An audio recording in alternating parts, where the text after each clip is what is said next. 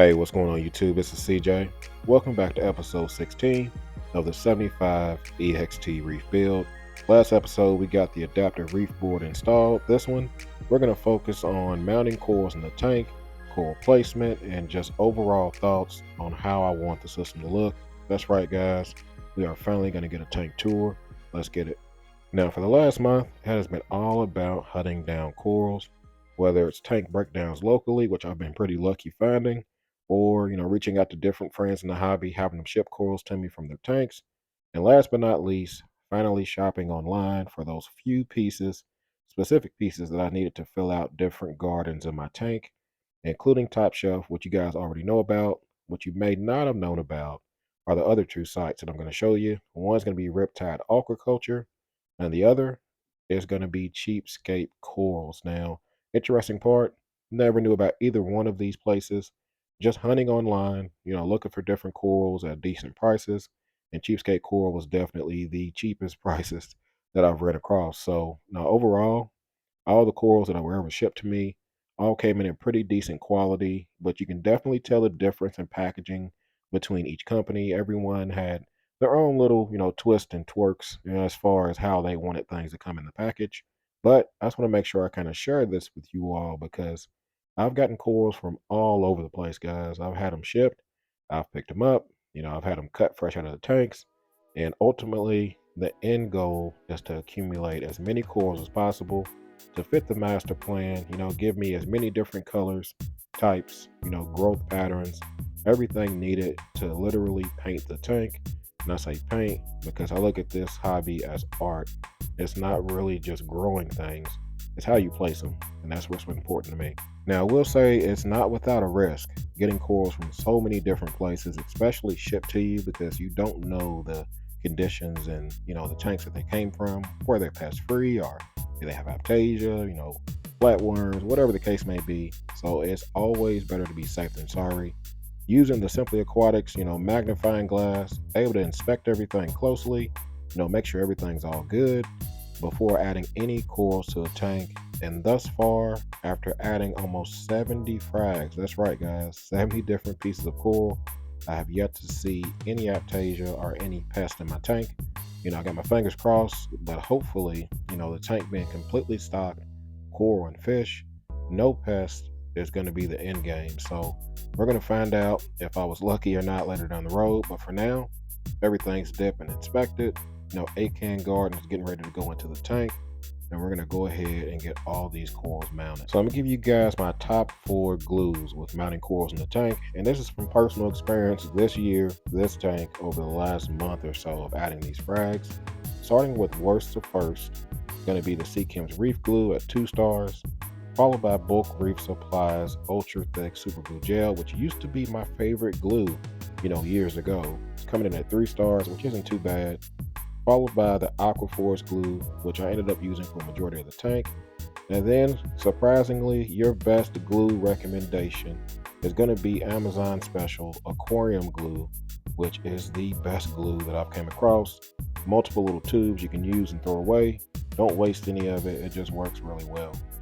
I had to go back and look for a little inspiration, meaning looking at my old tanks and listening to my own videos. It was kind of, inspiring hearing the younger CJ excited in the hobby with the JBJ45, dropping gems of knowledge to myself in the future, and, not realizing that I needed to follow my own advice on a lot of different things when it comes to corals, placement, and just the overall plan. And that's pretty much how this build came to fruition. And at least the coral placements and the plan was all inspired from our prior tanks. So now the fun begins. Super gluing frags into the tank. Haven't done this in so long. It was really fun at first, then it turned into a very tedious job after coral number 20, 30, 40. You guys kind of get my drift, but overall, everything went well. I will still recommend using super glue primarily due to the freedom of being able to move corals later down the line. I learned a long time ago using epoxy, especially on euphyllias or corals with skeletons. If you use epoxy and you get it all in one spot, try to move it, you're going to break that coral. So I just use super glue if you can in any and every way, shape, fashion you can when it comes to mounting corals. It's just a great semi-permanent solution for placing corals in the tank. Now, another thing I want to mention, I always mount corals underneath blue lights. It's just something I learned a long time ago. You really can't tell what fluorescence, how the tank is going to look.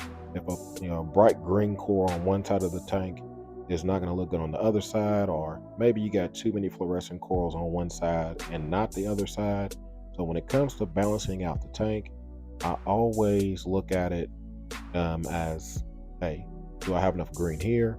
Do I have enough red here? Do I have enough splashy colors on one side of the tank?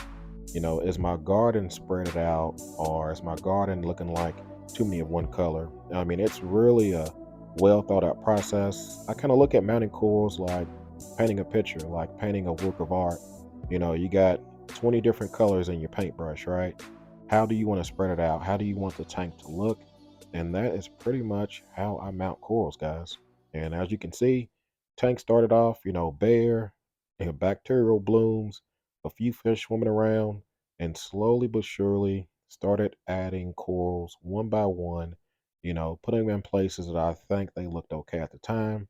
And as I added corals, ended up moving a few, ended up fragging a few. I ended up, you know, trying to make the tank balance out based off color, and then based off flow, and then based off sweeper tentacles, what corals are safe beside each other. And this is a very fluent process, meaning if you get a coral, you think it's going to work, it ends up not working, trade it in, get something else that you feel like is going to fit your system better. And I've done that with a few different corals and accumulated a bunch of frags in the process. So as of right now, this is how the tank looks, guys, or at least how it looked during this video. Once again, YouTube's a little far behind when it comes to the tank, but as you can see, we are full of candy, guys. There's over 60 frags in the system right now. Nothing is really fully open. I just got finished messing around in the tank. Anytime you put hands in the tank and start moving stuff around, nothing really opens up fully, but you guys can really see just how much progress has happened over the last few weeks. The rock itself is looking more lively. We have algae, not any nuisance issues that I've had. I've been able to avoid those, which I'll explain in a different video. But for this one, just wanted to kind of share the progress. I mean, this is kind of what it looks like. We have a bunch of Euphyllia, we have a bunch of SPS corals, encrusting corals, zoanthids, monoporas. I mean, just every different type of coral that you can ask for in a mixed reef tank. And it's been a task getting these things mounted, based off par measurements, based off the flow in the system, based off the growth patterns that I think they're going to do, whether an SPS is going to be tabling or, growing up vertically, or whether these two corals can get close to each other, or, whether I want to make a garden in one spot, or, mixing up different types of corals. I mean, it was a long thought out process. And honestly, guys, it's still not done. I mean, there's still things I see in the tank that I feel like can be improved, but I am running out of room. That's right.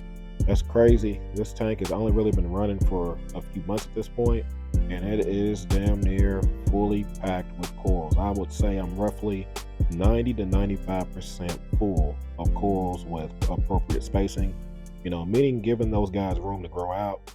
So that way I don't have issues with coral warfare down the line. So let's take a closer look at some of the corals in the system. Starting off with this beautiful Sherman Rose Anemone. This thing is super fire red in person. The camera really doesn't do it justice.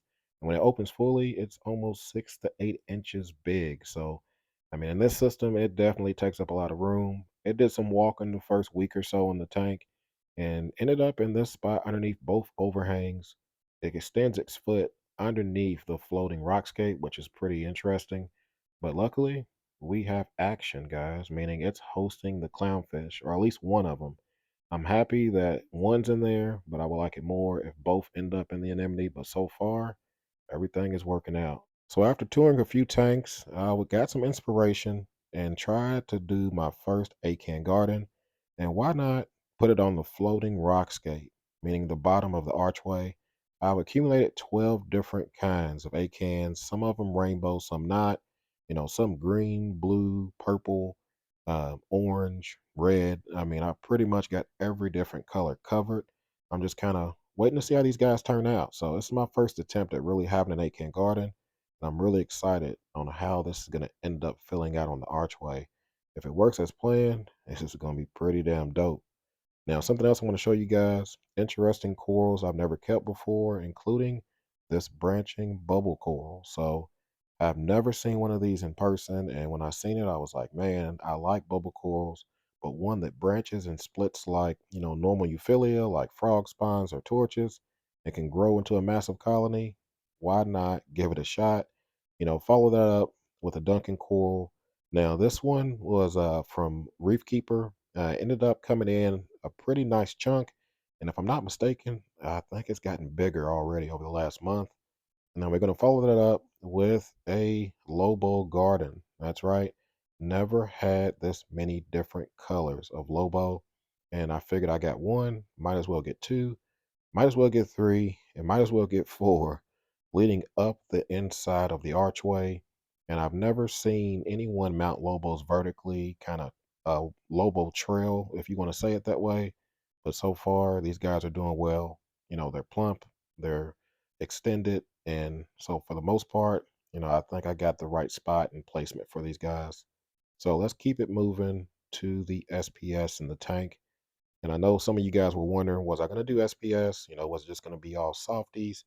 Well, I just didn't know until I really started putting cores in the system what I was going to put where. So we got a bunch of different kind, including some branches of Fastria, some green slimer, stylos, some unknown aquapore that I don't know the names of. You guys may be able to help me out. I believe the lighter color one is a Bill Murray. We got Digitata, Priscillipora, we got a few different things in here, some that I know about and have a good idea of the growth patterns, which was very important as far as placement. Having these guys at least 3 or 4 inches apart, having my taller type corals growing in the background, having the bushier type corals in the front. So hopefully, the placement of these corals works out to where there's minimal warfare and minimal, issues with these growing over each other. So, I put the lower flow corals in the bottom half and the top half of the arch, super high flow. The highest part in the tank is going to be for all the SPS.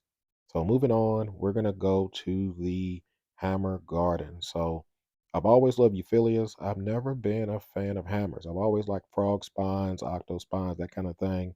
But after you get a bunch of these in a garden type situation, gold, blue, purple, green. I mean, I pretty much have a large assortment of colors in here. The blues don't show all of the different colors. It only shows what fluoresces, but during the daylight, you can really see all of the different shades of colors. So, once this grows in, I fully expect to have to do some fragging, but that's the whole plan is just growing the tank in fully, not seeing any other rock work. So, moving on to the next garden is going to be our candy cane garden. I have 4 different colors, starting with the purple and the green eyes and also follow that with some toxic green. We have a different type of, I'm not sure if it's teal or not. I'm not sure the color of it, but it's definitely 4 different colors of candy cane. So once these grow into colonies, I think this is going to be a great looking show on this part of the archwork. Now, I will tell you, a majority of the movement has been put on the left side of the tank because it's so hard to accommodate the flow of all of these corals unless you kind of keep them together. That way you can focus on keeping sweeper tentacles in one spot. And that's pretty much what I did with my torch garden, guys. So I normally don't keep a lot of torches, but after I was able to accumulate a couple, I was like, why not add some gold, some green, some cotton candy, some purple with green tips, some New York Knicks, and out of the 5 torches, the New York Knicks is the only one that's kind of sulking at the moment. So we'll see what's going on with that guy, but so far, so good. So moving on to the top of the rockwork. This is going to be the peak. This was the part everyone was wondering, how the hell are you going to mount corals up there? Well, as you can see, we are doing a whole mixed situation. Starting with some Sunny D's up top. Once these guys spread, it'll be a nice splash of color. That's right, we got zoanthids and high flow and par at the top of the tank. Anything's possible in the hobby. Got some Japanese weeping willow, a little tiny frag of it. We have some SPS up there, some worldwide corals, yellow tip. We have some leathers, we have some money in the back. The top of the archwork is going to be just its own little mixed reef situation. So far, got a few different spots open to add more corals. I'm not really sure what I'm going to do up here, but this is what we got. Now, once I got a majority of my gardens filled out, the hammer garden, torch garden, acan garden, candy cane garden, SPS archway, then it was time to kind of go and backfill any open spots that I felt I can put encrusting corals. So we ended up putting some chalices different places, including some 24 karat lepto. I'm really hoping this takes over the inside of that little overhang. There's a lot of low light corals that you can still mount in low light areas in the tank. And the fact that I've went through and par mapped the entire system, I know exactly what par I'm getting in every spot. So including this lime green, kind of toxic green cabbage core, I'm really hoping that ends up kind of taking off.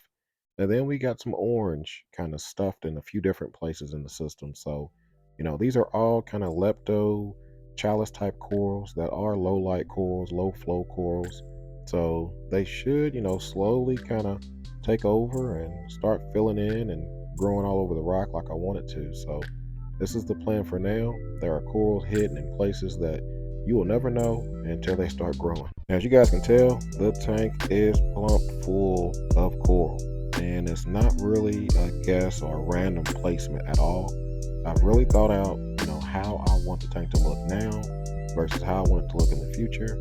And if I do have issues where corals are growing into each other, everything mounted with super glue will be an easy fix to go in and remount and move some things around as this tank grows out, as it matures and, does what it's supposed to do. But I gotta tell you right now, it is a joy coming home from work, sitting back, getting some Be Easy sauce, and looking at all the different things going on in the tank. I mean, this video now is mainly focused on corals, but we have a lot more going on in this system when it comes to livestock, fish, shrimp, just every little thing and behavior and, the growth patterns on how the corals are actually moving throughout the day, mushrooms that are in here relocating, hoping the anemone doesn't move. There's so much tension. It's a good tension in the system. And then there's also, open spots on the rockwork that I'm kind of scoping out, seeing what I can put there. I mean, at this point, I've filled out 90% of the aquascape. The only spots that are really open are going to be up on the peak, and maybe a few spots in between. And I'm hopeful that, the leathers I have in here kind of fill out the spaces I want, giving me the movement needed all over the system. And then the SPS, grow to the water surface, no problem with that. And I'm really trying to create different levels in the tank. I have corals on the sand bed, meaning the GSP, kind of help break that up. I have mid-level corals, I have SPS at all three levels of the tank. And hopefully, once all this grows in, including that Setosa on the front of the peak, I mean, there's just so much going on that if you really look at it, you can really focus on one part of the tank and just kind of spend your time on that part of the tank each day. But overall, I'm happy with how it turned out. And so far, haven't really had any major losses. At around 60 to 70 coral frags, only lost one piece of SPS, the red planet, and I lost a few chalices that were kind of broken off from tank tours, meaning, hey, reach in the tank, break a piece of coral off, put it in my system, and it didn't work out. But for the most part, every coral that came in on a plug or every coral that was fragged correctly has survived in the system. So for those that have questions on how I did this, how the hell did CJ drop in 60 plus corals in a month and not lose anything? Well, we will cover that in a future video. Keeping my fingers crossed that my master plan is working, but so far so good. So you guys let me know what you think. You can drop a comment down below. If you have names of some of those corals that I've kind of skimmed by and I didn't know the name of, feel free to drop that comment. But other than that, we are officially rolling, guys. 3 years removed from the hobby, coming back for the best build I've ever created. This is the comeback build. This is the, welcome back to the hobby. And this is just pure inspiration and just pure love all over again. So, and the elephant in the room, if you guys can see, new lights, new equipment. We're going to cover all that in a future video as well. For now, I just had to get out an official tank tour, an official tank reveal for you guys. And hopefully, the wait was worth it. So at this point, you guys know what to do. You can like, comment, subscribe. You guys keep doing what y'all do. Y'all be easy and happy reefing. Peace.